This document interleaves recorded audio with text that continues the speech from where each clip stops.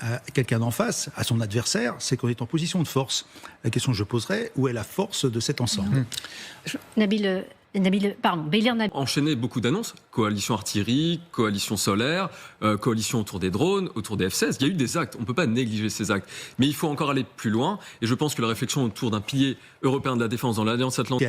Alors maintenant, je rappelle aussi d'ailleurs que les Russes ont dit à plusieurs reprises qu'il n'était pas question que des forces européennes viennent en Ukraine. Quand je vois toutes les lignes rouges qu'il y a, je dirais que je ne sais pas ce que va dire Poutine ce soir. Il peut effectivement saisir l'opportunité, pas forcément conclusif, mais sur des petits pas qui permettent finalement de dire oui, il y a commence à avoir quelques petites ouvertures ou des ouvertures qu'on peut utiliser, mais néanmoins pour conclure et laisser la parole aux autres, c'est... Général Chauvency, vous voulez intervenir? Non. Général Chauvency, comment interpréter le fait que finalement Vladimir Poutine s'exprime ce soir? On s'y attendait pas forcément, il va s'exprimer devant les médias. À quoi on peut s'attendre? Alors, d'abord, pourquoi s'exprimerait-il? Il s'exprime d'abord parce que, actuellement, ce qui a eu lieu aujourd'hui laisse quand même entendre que Trump a basculé. C'est une hypothèse que Poutine ne peut pas négliger. Donc, s'il veut s'il veut neutraliser finalement Trump dans toutes ses actions, au service de l'Ukraine, il faut qu'il intervienne ce soir pour préciser sa pensée, d'une manière ou d'une autre. Parce que je pense que ce soir, on aura quand même des paroles qui seront aimables. Il remerciera peut-être pas forcément Donald Trump, mais il y aura sans doute des paroles aimables, d'une manière ou d'une autre, pour dire oui, je veux la paix, je suis prêt à négocier. Bon voilà, donc déjà remettre Trump dans le jeu. Le général Chauvency pose la question cruciale. Pourquoi Poutine s'exprimerait-il ce soir? Cette analyse est brillante. Il suggère que c'est parce que Trump aurait potentiellement basculé du côté ukrainien. Poutine doit absolument intervenir pour essayer de ramener Trump dans son jeu. C'est exactement ce qu'il se passe dans les coulisses de cette guerre. L'idée que Poutine pourrait accepter un cessez-le-feu temporaire juste pour neutraliser l'influence américaine montre à quel point la géopolitique est un jeu d'échecs où chaque mouvement est calculé. Et puis le général expose cette contradiction flagrante. D'un côté, on offre une trêve, de l'autre, on continue d'armer l'Ukraine. Franchement, une ligne rouge pour les Russes. L'Occident, regardons la suite. Alors maintenant, je rappelle aussi d'ailleurs que les Russes ont dit à plusieurs reprises qu'il n'était pas question que des forces européennes viennent en Ukraine. Quand je vois toutes les lignes rouges qu'il y a, je dirais que je ne sais pas ce que va dire Poutine ce soir. Il peut effectivement saisir l'opportunité, mais je ne pense pas qu'il va saisir celle-là. Je pense surtout qu'il est dans une situation où il a la main, pour l'instant, il a l'avantage sur le terrain. Et je répéterai la question, quels sont les moyens de pression de ces 4 États sur... la Russie, je veux bien croire que Trump est derrière, donc on verra ce que fait Trump. Je dis, moi j'attends le tweet de demain matin, je maintiens. Et puis, une fois qu'il y a ça, et qu'est-ce qu'ont fait les autres États? N'oublions pas tous ces États qui ont dit, oui, force de réassurance pour l'Ukraine, non, pas moi, y compris la Pologne. Donc on n'a plus que la France et l'Angleterre, ce qui ne fait pas beaucoup d'hommes pour 1200 km de front. Voilà, donc il y a encore beaucoup de questions, mais je crois qu'on est dans une phase intéressante, parce qu'il y a eu beaucoup de petits pas qui ont été faits.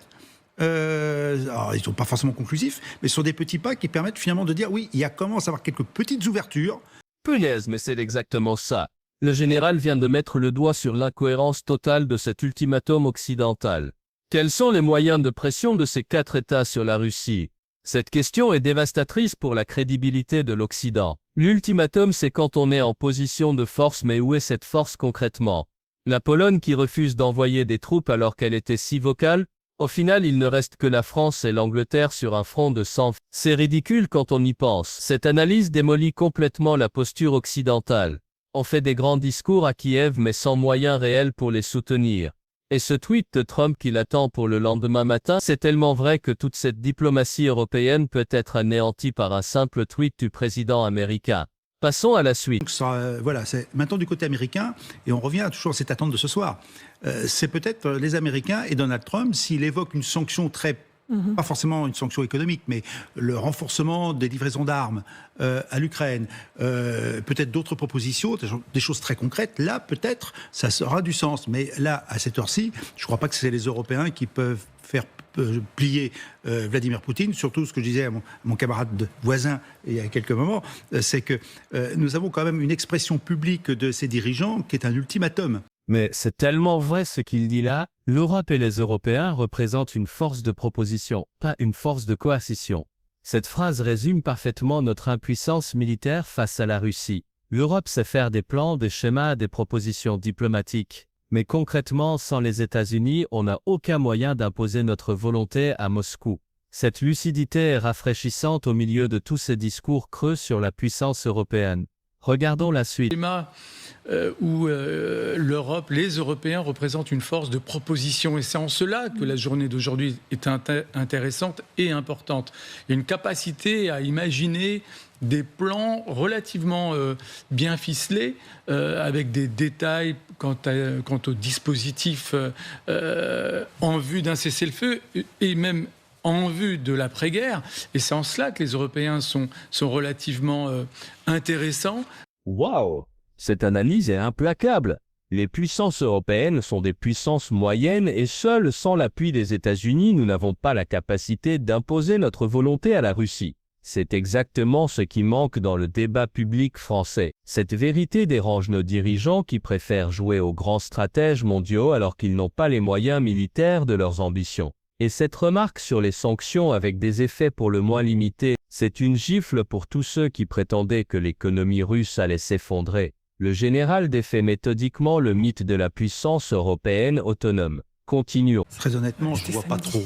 Qu'il y ait des sanctions économiques renforcées, peut-être, mais comme je le dis régulièrement, 16 trains de sanctions du niveau de l'Europe, avec une 17e annoncée depuis la semaine dernière, réévoquée ce matin. Les Américains qui peuvent aussi ajouter quelque chose. Voilà, donc aujourd'hui, quelles sanctions? Je pense que la Russie s'est habituée à vivre sous les sanctions de toute façon. Ça n'a pas vraiment tempéré, je dirais, son économie de guerre, quoi qu'on puisse en dire, c'est une réalité. Alors maintenant, moi je verrais plutôt, pas des sanctions, parce que moi les sanctions c'est encore un moyen de ne pas forcément agir. Je suis totalement d'accord avec cette analyse. 16 trains de sanctions de l'Europe avec une 17e annoncée, la Russie s'est habituée à vivre sous sanctions. C'est précisément ce que j'essaie d'expliquer à mon entourage depuis des mois. Ces sanctions n'ont pas vraiment tempéré l'économie de guerre russe, c'est une réalité qu'on refuse d'admettre chez nous. Et sa proposition d'un renforcement des forces armées aux frontières de l'Ukraine, comme étant plus efficace que des sanctions invisibles, enfin quelqu'un qui parle de vraies mesures concrètes. Les sanctions, c'est juste un moyen de se donner bonne conscience sans vraiment agir. Voyons la suite. C'est-à-dire à la capacité de faire face à une menace sécuritaire.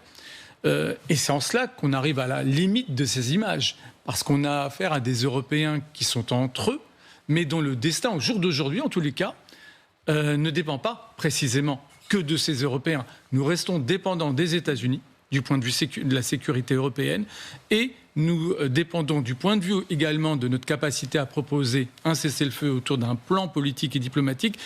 Nous restons dépendants de la volonté russe. Thomas Ernaud, vous vouliez rajouter quelque chose? La force, c'est l'image. C'est fascinant cette analyse. Ces images renvoient l'image d'une Europe qui est face à son destin historique, confrontée à cette question de l'autonomie face à ce destin. Il touche à quelque chose de profond ici. Cette mise en scène des dirigeants européens à Kiev n'est qu'une façade qui masque notre dépendance aux États-Unis. Quand il dit « nous restons dépendants des États-Unis du point de vue de la sécurité européenne et nous dépendons de la volonté russe », c'est une double claque de réalité. Cette analyse déconstruit la communication politique européenne en montrant notre impuissance réelle derrière les belles images. Suivant. L'unité, les limites, c'est l'absence réellement d'annonce.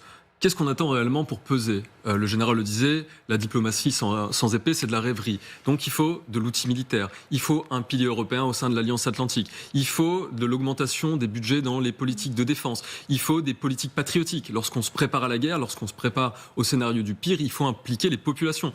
On a beaucoup mis en avant la notion morale en Ukraine. Ce qui fait que l'Ukraine a été un peu la Prusse du XVIIIe siècle, c'est que le pays... Cette intervention est brillante. La force, c'est l'image. L'unité. Les limites, c'est l'absence réellement d'annonce. En une phrase, il résume tout le problème de la diplomatie européenne. On fait des belles photos mais sans contenu concret. Et quand il cite la diplomatie sans épée, c'est de la rêverie. Il remet au centre la réalité militaire que nos dirigeants veulent tant éviter. Ce qu'il dit sur le pilier européen au sein de l'Alliance Atlantique et l'augmentation des budgets de défense sont des nécessités absolues que nos élites refusent d'affronter. Continuons. De 30 jours lundi, nous le saurons peut-être ce soir, puisque Vladimir Poutine doit s'adresser en fin de journée aux médias. Mais le Kremlin, par la voix de Dmitri Peskov, s'est exprimé. Le Kremlin qui dénonce l'attitude de confrontation des Européens envers la Russie. Nous entendons des déclarations contradictoires de la part de l'Europe. Elles sont généralement axées sur la confrontation plutôt que des tentatives visant à ressusciter nos relations d'une manière ou d'une autre. Thomas Ernaud. Voilà qui est intéressant. Le Kremlin qui dénonce l'attitude de confrontation des Européens, alors que c'est précisément la Russie qui a envahi l'Ukraine. Cette rhétorique inversée est typique de la propagande russe. Et j'adore quand l'analyste parle de Poutine comme du prince de Machiavel. Rusé, stratège, sang-froid, c'est exactement ça. Ce n'est pas Peskov qui compte, c'est Poutine qui détient le pouvoir réel en Russie. Cette analyse montre bien que derrière les porte-paroles, c'est Poutine qui orchestre tout. Passons à la suite. Oui. Quand on pose un ultimatum à quelqu'un d'en face, à son adversaire, c'est qu'on est en position de force. La question que je poserai, où est la force de cet ensemble ? Bélir Nabil, excusez-moi. En fait, ce n'est pas dans ce registre, celui de la puissance précisément, que les Européens peuvent se faire remarquer, ou en tout cas s'imposer dans la guerre actuelle. C'est plutôt dans le... Mais c'est exactement ça. Les sanctions ou le registre des sanctions a déjà été actionné depuis le début de cette guerre avec des effets pour le moins limités. Cette phrase résume tout l'échec de la stratégie occidentale. Les sanctions n'ont pas fonctionné comme prévu, et maintenant on menace avec plus de sanctions. C'est absurde quand on y pense. L'Occident continue d'utiliser un outil qui a prouvé son inefficacité. Et quand il conclut « Je ne pense pas que c'est dans ce registre-là qu'on pourra imposer nos vues », il met le doigt sur l'erreur fondamentale de notre stratégie. On s'obstine dans une voie sans issue au lieu de repenser notre approche. Continue. Et en quelque sorte, si Poutine n'acceptait pas la trêve. C'est-à-dire qu'on continuera à armer l'armée ukrainienne et à subvenir à ses besoins. Et après, effectivement, faire de l'armée ukrainienne la première ligne de défense de l'Ukraine et donc de l'Europe. Donc c'est en deux temps. Il y a le temps de la guerre et le temps de la mort des négociations et les garanties finales de sécurité. N'oublions pas que la France, sa position là-dessus, c'est très clair. La première garantie de sécurité, c'est d'avoir une armée ukrainienne capable de se battre, robuste, équipée. Oui. C'est ce qui a été dit d'ailleurs depuis tout à l'heure, même si ça n'a pas été utilisé comme ça. Voilà. C'est ça qui est essentiel. On n'a plus que la France et l'Angleterre, ce qui fait pas beaucoup d'hommes pour 100 km de front. Cette phrase expose crûment le dédalage entre nos ambitions géopolitiques et nos moyens réels. Tous ces pays qui parlent de force de réassurance, mais qui refusent d'envoyer leurs soldats, y compris la Pologne pourtant si vocale contre la Russie, c'est l'hypocrisie européenne mise à nu. Je trouve cette analyse particulièrement courageuse car elle ose dire ce que beaucoup de commentateurs évitent, l'Europe n'a pas les moyens militaires de ses ambitions diplomatiques. Voyons la suite. Mais c'est une hypothèse qui pourrait peut-être rentrer, parce qu'il y a quand même une planche, un bras qui est tendu. C'est-à-dire, mais l'une des lignes rouges, c'est la livraison d'armes à l'Ukraine. Or, quand on écoute à la conférence de presse, ils le disent tous, il faut continuer à alimenter, à aider les Ukrainiens. Alors, c'est en deux temps. D'abord, en termes d'Europe... Cette observation est tellement juste. L'Ukraine a été un peu la Prusse du XVIIIe siècle. C'est que le pays était prêt à la guerre lorsque la guerre a été déclarée en 2022 parce qu'elle s'y est préparée depuis 2014. Cette comparaison historique est brillante. Il souligne que pendant que les Européens enchaînent beaucoup de sommets, beaucoup d'annonces, l'Ukraine a fait le travail concret de préparation militaire. C'est exactement ce qui manque en Europe. Moins de paroles, plus d'actions concrètes. Cette analyse met en lumière le contraste entre la rhétorique européenne et la réalité du terrain. L'Ukraine a compris que face à la Russie, seule une préparation militaire sérieuse compte. Passons au dernier clip. J'ai de la chance d'avoir de la famille en Ukraine, en Russie aussi, et je considère ça comme une chance également.